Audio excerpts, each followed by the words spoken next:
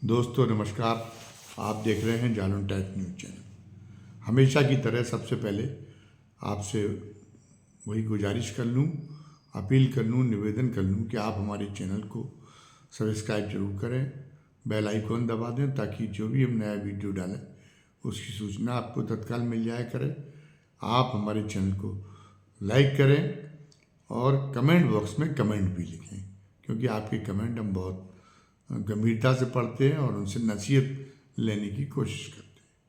अब चर्चा करनी है आज जो कांग्रेस का असमंजस है, जो कांग्रेस की दुविधा है। उनको जो राम जन्मभूमि मंदिर में रामलला के विग्रह की स्थापना की प्राण प्रतिष्ठा समारोह का जो निमंत्रण मिला है उसको पार्टी स्वीकार करे। पार्टी क्या, व्यक्तिगत रूप से सोनिया गांधी, मल्लिकार्जुन खड़गे को मिला है, अधीर रंजन चौधरी को मिला है, तो वो लोग उसको स्वीकार करें या अस्वीकार कर दें। कुछ पार्टियों ने अस्वीकार भी कर दिया है, जैसे सीपीएम ने तो खुलेआम घोषणा कर दी कि वो लोग नहीं जाएंगे, क्योंकि जो सीपीएम की धारणा है कि धर्म निजी आस्था का विषय है, वो धर्म के विरुद्ध नहीं है, उन्होंने ये कहा सीपीएम वालों ने। लेकिन राजनीति में धर्म के लिए कोई जगह नहीं, तो उन्होंने कहा राजनीति और धर्म दोनों के बीच में कोई संबंध नहीं होना चाहिए, धर्म की मिलावट नहीं की जानी चाहिए राजनीति में। इस नाते वो नहीं जाएंगे। ममता बनर्जी के बारे में भी उनकी पार्टी के सूत्र कह रहे हैं कि वो भी न तो खुद जाएंगी, न कोई किसी अन्य नेता को समारोह में भेजेंगी। बाकी समाजवादी पार्टी है तो अखिलेश यादव का कहना है कि उन्हें तो निमंत्रण मिला ही नहीं, और निमंत्रण मिलेगा तो वो ज़रूर जाएंगे, और नहीं मिलता तो फिर वो बाद में जाएंगे। वो बता रहे कि नहीं, उनकी तो आस्था है और भक्तिभाव भी है राम मंदिर के प्रति। अब ये बात दूसरी है कि जो उन्हीं की पार्टी के एक नेता हैं जिनको वो महासचिव भी बनाए हुए हैं, स्वामी प्रसाद मौर्य, वो एक अम्बेडकरवादियों की तरह, अन्य अम्बेडकरवादियों की तरह, उन्होंने तो बसपा में रह के बड़ी अम्बेडकरवाद की बड़ी क्लास ज्वाइन की है, तो उनकी तरह ही वो लोग तो राम को मान्यता देते नहीं हैं, राम के ईश्वरीय रूप को मान्यता देते नहीं हैं, और राम और कृष्ण किसी को, और खुद बाबा साहब अम्बेडकर ने भी राम और कृष्ण के बारे में जो लिखा कि ये जो राजा थे ये बहुपत्नी विवाह को इन्होंने बढ़ावा दिया, और जो है ये अत्यधिक मदिरापान करते थे, जुआ खेलते थे, तमाम उन्होंने इस तरह की बातें लिखी हैं। और भारतीय जनता पार्टी नाटक करती है कि उसने बाबा साहब अम्बेडकर को अपनाने का नाटक करती, लेकिन उसका साहस नहीं है कि वो बाबा साहब के लिखे हुए जो राम और कृष्ण के बारे में जो लिखी हुई किताबें हैं वो पढ़वा सके।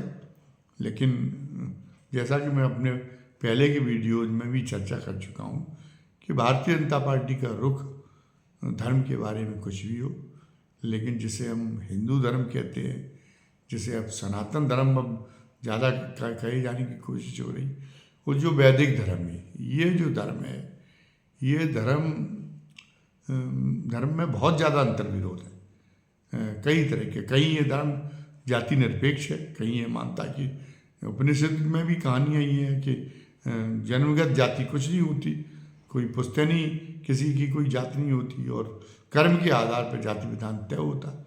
लेकिन दूसरी तरफ ये कि इसी धर्म के जो प्रवर्तिक पुस्तकें हैं वो बड़ी जातिवाद पर बल देती हैं, वो जो है सवर्णों की श्रेष्ठता का बखान करती हैं, और वो इस बात को स्थापित करने की कोशिश करती हैं उनके जीवन में, दलितों और पिछड़ों के में, कि तुम्हारा जो है तुम्हारे पिछले जन्म के जो पाप थे उसकी वजह से तुमको ऐसी जातियों में जन्म मिला है जो जातियाँ निम्न कोटि की मानी जाती हैं, इसलिए, और आपको इसको नियति को स्वीकार करना चाहिए, क्योंकि अगर आप वर्णाश्रम धर्म का पालन नहीं करते, अगर आप उनके सवर्णों की तरह ही उन महत्वाकांक्षा पालते पद की और धन की और शक्ति की, तो फिर आपका ये जन्म भी बेकार चला जाएगा, और आपको अगले जन्म में और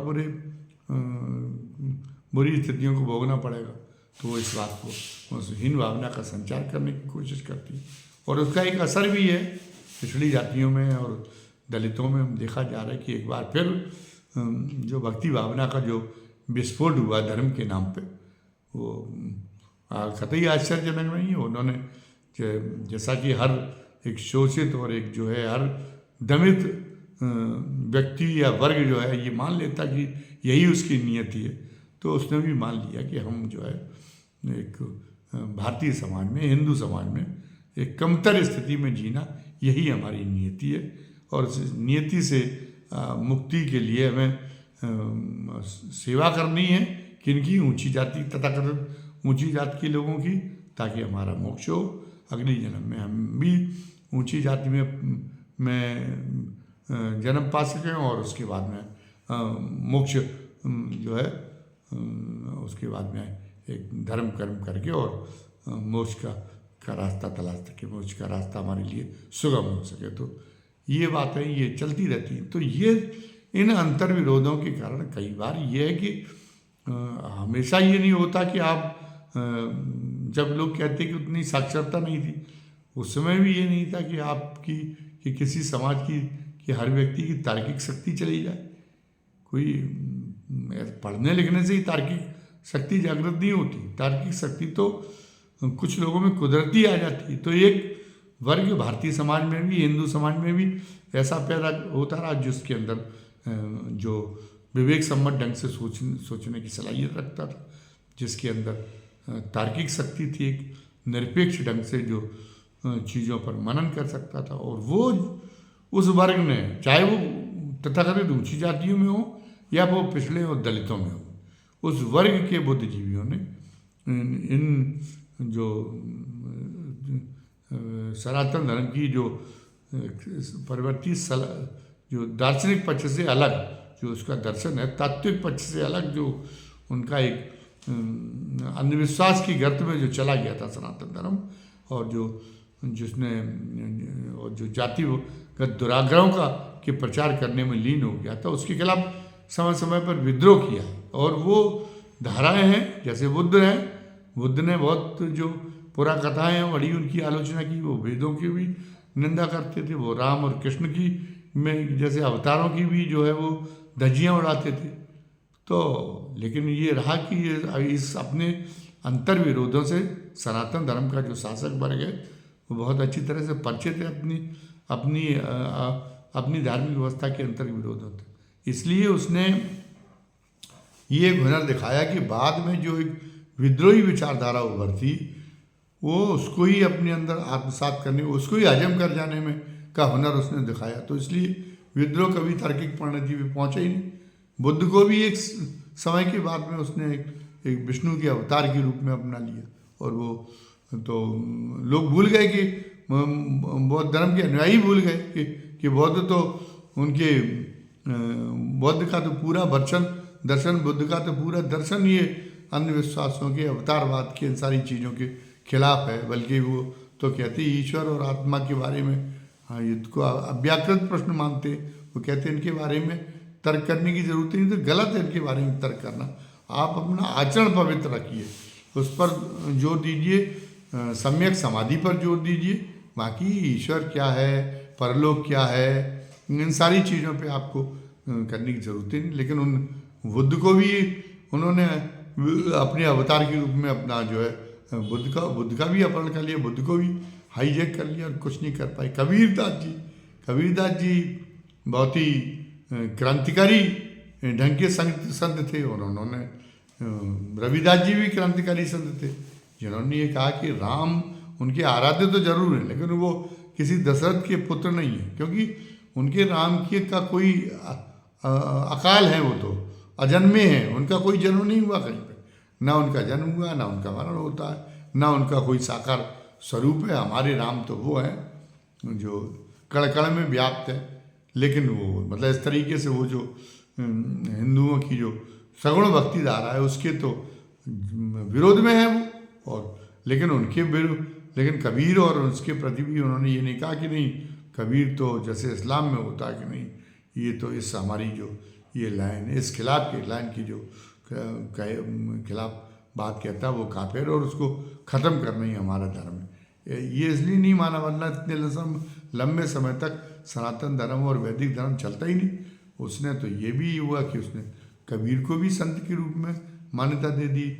आज जो है कबीर पंथी जो लोग हैं और कबीर पंथी लोग दूसरी तरफ रामनवमी और कृष्ण जन्माष्टमी भी बड़े उत्साह के साथ मनाते हैं, और वो जो है राम के नाम पे, वही राम के लौकिक स्वरूप की पूजा करते, कृष्ण के नाम पे कृष्ण के लौकिक स्वरूप की पूजा कर देते। वो भूल जाते कि कबीरदास जी ने क्या कहा था।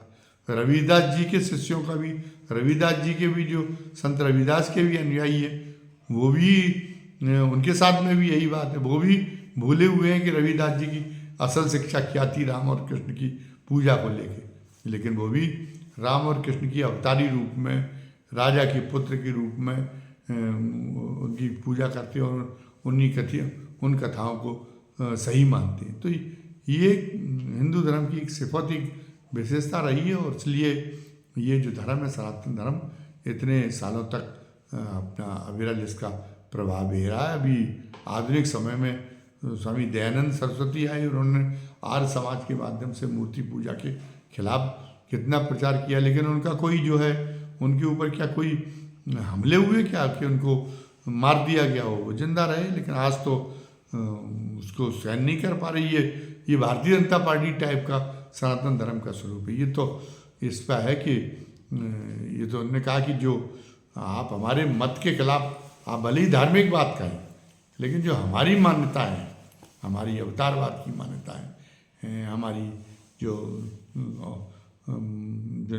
हमारी पौराणिक कथाएं हैं, उनको लेकर हमारी जो मान्यता है, उनके विरुद्ध आपने कुछ कहा तो हम आपके जो है आपका सिर काट पर लाने वालों पर इनाम घोषित कर देंगे। स्वामी प्रसाद मौर्य ने जितना कहा वो क्या कोई पहली बार है क्या जितना वो कह रहे हैं? ये तो ललित सिंह यादव सच्ची रामायण लिख चुके। ये अर्जक आंदोलन में तो राम का पुतला जलाया जाता था जब अर्जक आंदोलन चला था, और अर्जक आंदोलन से जुड़ी हुई जो जातियाँ थी आज वो सबसे बड़ी भारतीय जनता पार्टी की पालकी की कहार बनी हुई। तो ये टकराव उसने मोल नहीं लिया। उसने ये नहीं कहा कि नहीं आप इससे हमारी लाइन से इतर जाएंगी तो हम आपको ख़त्म कर देंगे। वो उसने अपने तरीके से उनको अपने अंदर हजम कर लिया, अपने अंदर समाहित कर लिया, चाहे जितनी विद्रोही, चाहे जितनी लीग से हटकर धाराएं उठी। तो लेकिन ये भारतीय जनता पार्टी के का है। तो अब कांग्रेसी भी इस कारण से दुविधा में है कि भारतीय जनता पार्टी ने तो अब ये कर दिया कि जो भारतीय जनता पार्टी में नहीं है, एक तरह से अघोषित रूप से ये हो रहा है कि जो भारतीय जनता पार्टी में नहीं है वो चाहे वो राम की पूजा करता हो, लेकिन वो हिंदू नहीं है, वो सनातनी है ही नहीं, वो ये साबित करने में लगे हुए हैं। और यदि उनकी इस लाइन को जाने अनजाने में पुष्ट किया जाता है तो हमारा हम तो खत्म ही हो जाएंगे, हमारा तो अस्तित्व ही समाप्त हो जाएगा। तो अब वो, लेकिन इतना भी कांग्रेस के अंदर साहस नहीं कि वो ये कह सके कि जो हमने धर्मनिरपेक्षता की विचारधारा को अपनाया था वो इसलिए अपनाया था। धर्मनिरपेक्षता की विचारधारा का मतलब ये नहीं है कि वो धर्म विरोधी होना। जनता पार्टी बनी तो राजनारायण जी जैसे जो समाजवादी थे वो भी ये इस ढंग का पोंगा पंथवाद पे विश्वास नहीं करते थे धर्म के नाम पर, लेकिन उन्होंने संशोधन करा दिया था। उन्होंने कहा नहीं, धर्मनिरपेक्षता से भ्रम पैदा होता है, धर्मनिरपेक्षता से लगता है कि हम जो है धर्म के विरोध में बात कर रहे हैं। जबकि राजनारायण जी ने कहा कि हमारे जो नेता थे डॉक्टर लोहिया, उन्होंने तो रामायण मेला की बात करी थी। उन्होंने तो कहा था कि सीता नहीं और वो चाहिए, द्रौपदी चाहिए, हमारा आदर्श सावित्री द्रौपदी महिलाओं के मामले में हमारा आदर्श होना चाहिए। तो वो तो अपनी बात कहने के लिए अपने रूपक हमारी पौराणिक कथाओं से ही चलते थे। तो हमारा ये नहीं था, लेकिन हम दूसरे धर्म के प्रति भी कोई दुराग्रह की भावना नहीं रखते थे। तो उन्होंने कहा कि इसलिए इस भ्रम को समाप्त करने के लिए राज्य, हम ये चाहते हैं कि राज्य का इन्वॉल्वमेंट धर्म में ना हो। राज्य क्या है? राज्य एक सांसारिक संस्था है। तो एक जो सांसारिक समस्या है वो अलग तरीके की है, वो धर्म का कार्य क्षेत्र नहीं है। सांसारिक समस्या भूख की है, रोटी की है, बेरोजगारी की है, महंगाई की है, ये सांसारिक समस्या है। इनका सांसारिक तरीके से मतलब राजनीतिक तरीके से निदान होगा। इसमें धर्म को घसीटना राजनीति में, ये तो धर्म की गरिमा को गिराना है। तो वो कहते थे सर्वधर्म समभाव है, सारे धर्मों के प्रति हमारा आदर का भाव है, हम धर्म की सत्ता को नकार नहीं रहे, लेकिन हम उसको राजनीति में नहीं लाने देंगे, क्योंकि इसी प्रयोग के जरिए जो है, इसी जब उन्होंने जब इस विचार को समझा यूरोप वालों ने, तो उसको जब अपनाया धर्मनिरपेक्षता को अपने व्यवहार में, तो उसी कारण से यूरोप आज इतनी तरक्की कर चुका है। धर्मनिरपेक्षता यूरोपीय देशों में आ गई, तो क्या यूरोपियन जो ईसाई हैं, क्या उन्होंने ईसाई धर्म छोड़ दिया, या वो ईसाइयत के खिलाफ हो गए, या वो धर्म के विरोध में हो गए? अरे वो भी उतने ही आस्तिक हैं अपने धर्म को लेकर जितने आप हैं, उसका कोई संबंध नहीं है। आज आप गुमराह करने की कोशिश कर रहे हैं। आज आप राजनीतिक स्तर पर एक जो है मुट्ठी भर इजारेदारों की, मुट्ठी भर, चाहे वो जातिगत, चाहे वो सामाजिक तौर से वर्चस्व वाले लोग हों, चाहे वो जो है आर्थिक तौर से जिनका वर्चस्व, जिनकी इजारेदारी वो वर्ग हो, आप उसके हितों का पोषण किनके हितों की कीमत पे कर रहे हैं? उस बहुसंख्यक गरीब वर्ग की, उस शोषित वर्ग के हितों की कीमत पर आप शोषकों के हितों का पोषण कर रहे हैं। और उनकी दशा, इस जंग का अगर सिलसिला चलता रहेगा तो उनकी दशा तो लगातार दयनीय होती जा रही। आप धर्म की याद तो आपको इसके लिए करना चाहिए कि कैसे एक फिर तो लोगों के अंदर एक नैतिकता के प्रति आस्था कैसे बढ़े, मूल्यों के प्रति आस्था कैसे बढ़े, लेकिन वो तो हो नहीं रहा। वो तो भारतीय जनता पार्टी जितने ही ज़्यादा धर्म का प्रचार कर रही है, वो उतने ही ज़्यादा वो नैतिकता से दूर होती जा रही है, क्योंकि वो तो उसे तो उसकी जो प्रचार शैली वो बहुत महंगी है, तो उसे किसी भी पार्टी से ज़्यादा पैसे की जरूरत पड़ रही राजनीति में। और पैसे के लिए वो चंद उद्योगपतियों को, चंद जो कारपोरेट हैं, उनको किसी भी कीमत पे, देश के हितों की कीमत पे उनको जो है सहूलियत देने के लिए तैयार है। वो देख रहे हैं कि प्रधानमंत्री खुद एक तरह से सेल्समैन बन गए अदानी वाली कंपनी पे। जगह जगह विदेशों तक से खबरें आ रही कि उन्होंने जोर डाला विदेशी सरकारों पे कि इनकी बिजली खरीदी है महंगे दाम की, इनका कोयला खरीदी है अदानी का। यहाँ पे देश के अंदर भी दबाव डाला जा रहा है कि अदानी का जो है, जो देश के अंदर के बिजली घर हैं, उत्तर प्रदेश में भी कहा गया कि चाहे 4 गुना महंगा हो कोयला अदानी का, या 40 गुना हो, आप इनका कोयला खरीदिए। पता चला कि पंजाब में जो रांची से जो कोयला भेजा जा रहा है, वो पता चला श्रीलंका होते हुए तब आता है रांची से पंजाब में, क्योंकि बीच में अदानी का पोर्ट पड़ता है, तो अदानी के पोर्ट का किराया दे के आता है। अदानी के पोर्ट पर हेरोइन का बड़ा चरस का एक बड़ा कंसाइनमेंट पकड़ा जाता है, मामला रफा दफा हो जाता है। अदानी को अंधाधुंध आप वो दे रहे हैं, कर्जा दे रहे हैं, जितनी अदानी की हैसियत नहीं उससे ज़्यादा आप कर्जा पहुँचाए दे रहे हैं। LIC और तमाम सरकारी बैंक हैं, उन्होंने अदानी के शेयर को बढ़ाने के लिए उनके शेयरों को खरीदने में अपने पैसे का निवेश किया है। आखिर ये करने की क्यों आपको ज़रूरत पड़ रही? क्योंकि आपको विधायकों को भी पहले से कई अधिक गुना कीमत पे खरीदनी है। आपको जो है चुनाव प्रचार में भी सारी विपक्षी पार्टियों की तुलना में बहुत ज़्यादा खर्चा करना है। तो आप तो धर्म से दूर होते जा रहे हैं। अब आपने तो वो पर्दा भी हटा दिया कि अगर ईमानदारी के साथ निर्वाह नहीं हो पा रहा, तो भी हम ईमानदार नेताओं को, ईमानदार लोगों को प्रतिष्ठा दें, तो इसकी वजह से लोग प्रेरित हों, ईमानदारी करें।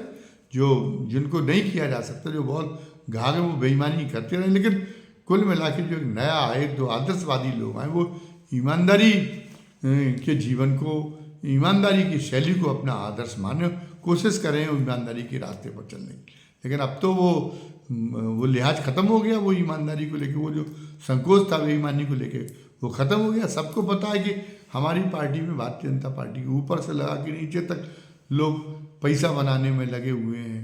तो इसलिए कोई क्यों सोचता है कि अदने से कार्यकर्ता से लेके और एक बड़े से कार्यकर्ता तक, मतलब आज त्याग जैसे मूल्य उसके लिए बेकार हो गए, ईमानदारी जैसी चीज़ें बेकार हो गई। वो तो वैभव जुटाने में किसी भी तरीके से हो, ऐश्वर्य कमाने में रटा।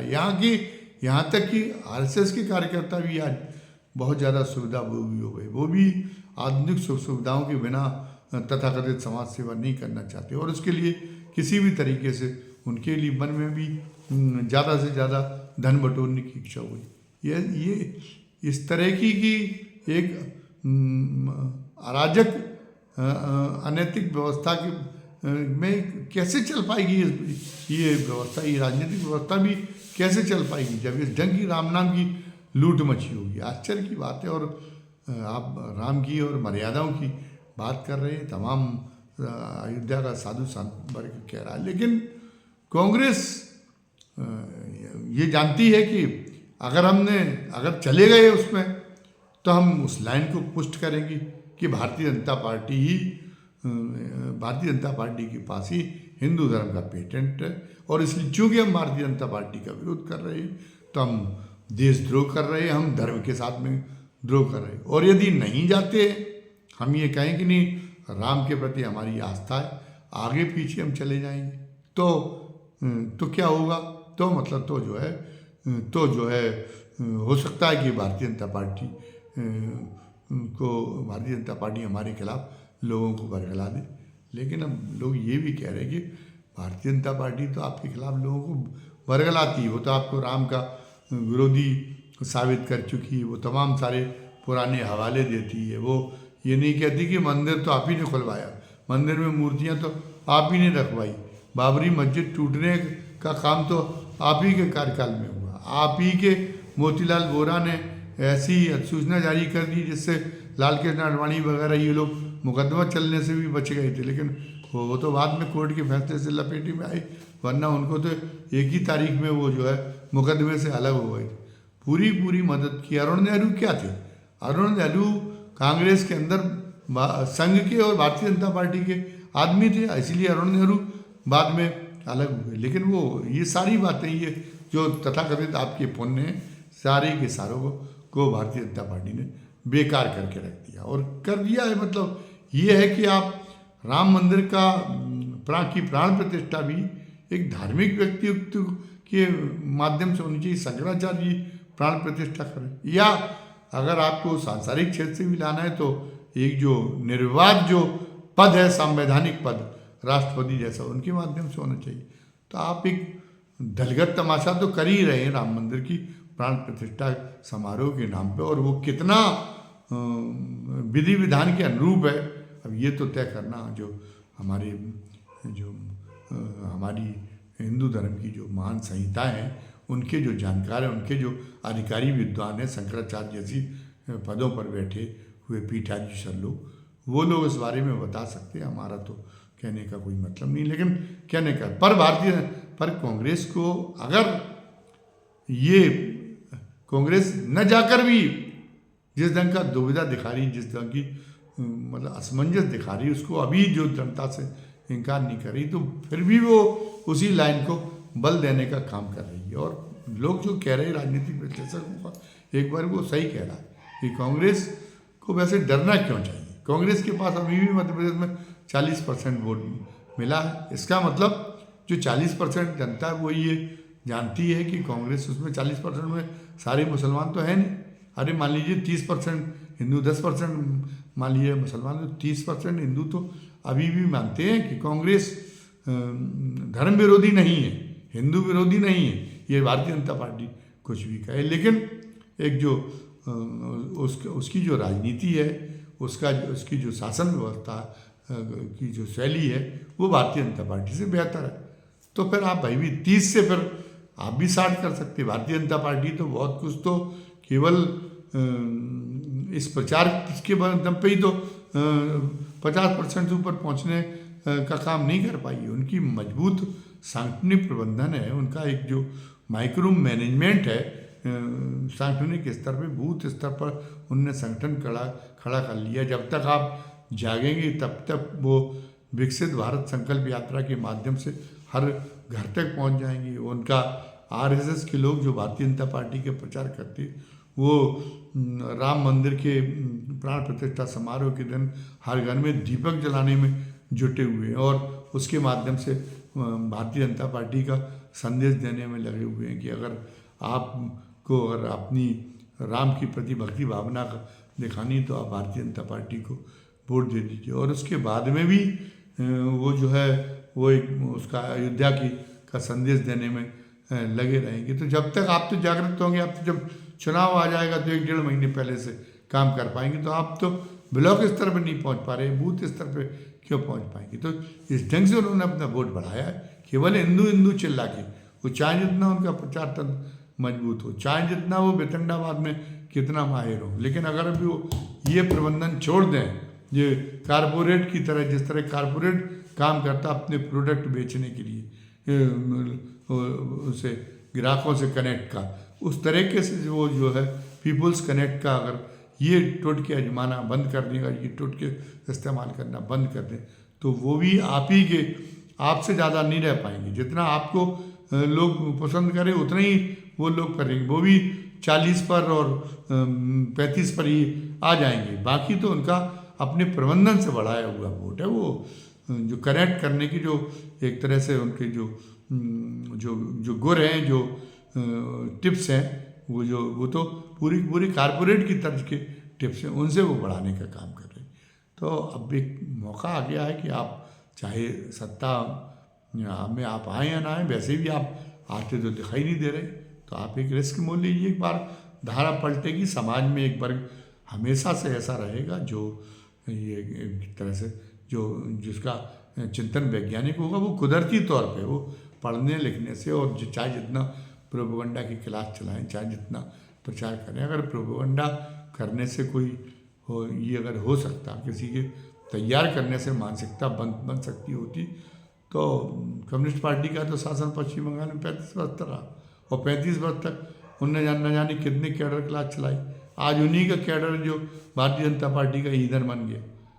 तो ये और एक रातों रात ये उस बनी हुई पार्टी ने, एक व्यक्ति द्वारा बनाई हुई पार्टी ने, ममता बनर्जी ने उनको मात देने का काम किया, और आज सारे कम्युनिस्ट ममता बनर्जी को पछाड़ने के लिए भारतीय जनता पार्टी में चले गए। उस पूरा वैज्ञानिक समाजवाद का जितना पाठ पढ़ाया था कम्युनिस्टों ने, सब हवाबाही हो गया।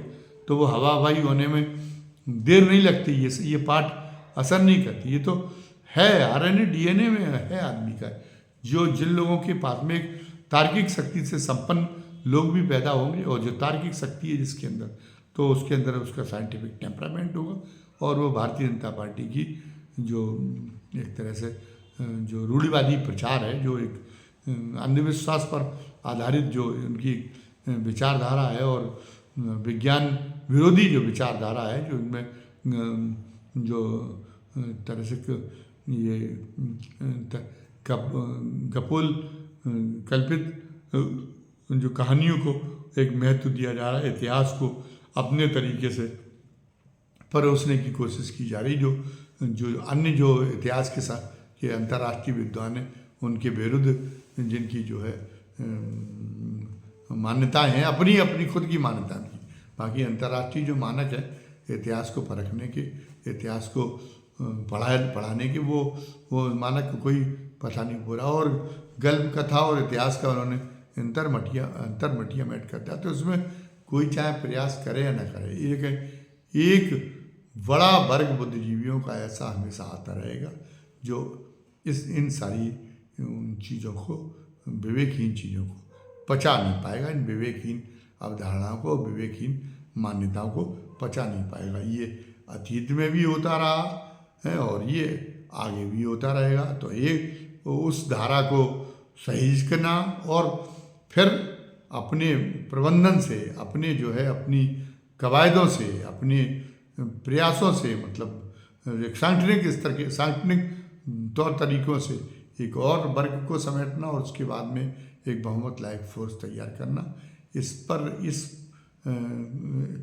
पर यकीन रखना चाहिए।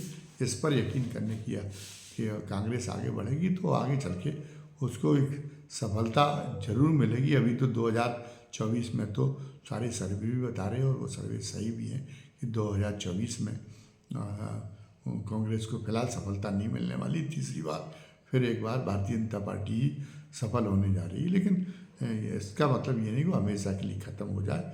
अगर उसके अंदर संघर्ष का साहस है तो आगे चल के वो इन स्थितियों को पलट सकती है। उसको संगठन पर भी ध्यान देना होगा। संगठन बढ़ाने के जो नियम हैं, जो मानक हैं, उन्हीं के अनुरूप आपसे अपनी कार्यनीति बनानी पड़ेगी। लेकिन उसको फिलहाल राम मंदिर रामलला की प्राण प्रतिष्ठा समारोह का जो उसको निमंत्रण मिला है, उसको लेके उसको दुविधा से अपने को मुक्त होकर और उससे कहना चाहिए कि ये एक राजनीतिक तमाशा है और हम इसमें नहीं जाएंगे। अभी से ही घोषणा कर दें वो ज़्यादा उसके लिए बेहतर साबित होगा। फिर उसके आगे की तारीख वो दे सकती कि हम उस दिन जाएंगे, हमारी आस्था है, हम उस दिन जो है श्रद्धा निवेदन करने रामलला के मंदिर में जाएंगे। एक आगे की तारीख दे दे या एक टाइम मुकर्रर कर दे, 1 महीने के अंदर पूरी पार्टी जाएगी, पूरी पार्टी चली जाए और वहाँ जाके अपना श्रद्धा निवेदित करके आए। लेकिन अभी जो दुविधा, जो जितने दिनों तक दुविधा रहेगी, वो सोचे कि 22 जनवरी के पहले 2-3 दिन पहले हम ऐलान करेंगे कि जाएंगे कि नहीं जाएंगे, तो तब तक अपना कांग्रेस पार्टी बहुत नुकसान कर लेगी। धन्यवाद। फिर आपसे वही गुजारिश करनी है कि आप हमारे चैनल को सब्सक्राइब जरूर करें, लाइक करें और बेल आइकॉन दबाएं ताकि जो भी हम नया वीडियो डालें वो उसका नोटिफिकेशन आपको तत्काल मिल जाया करे और कमेंट बॉक्स में कमेंट मिल गए। धन्यवाद। जय हिंद, जय भारत।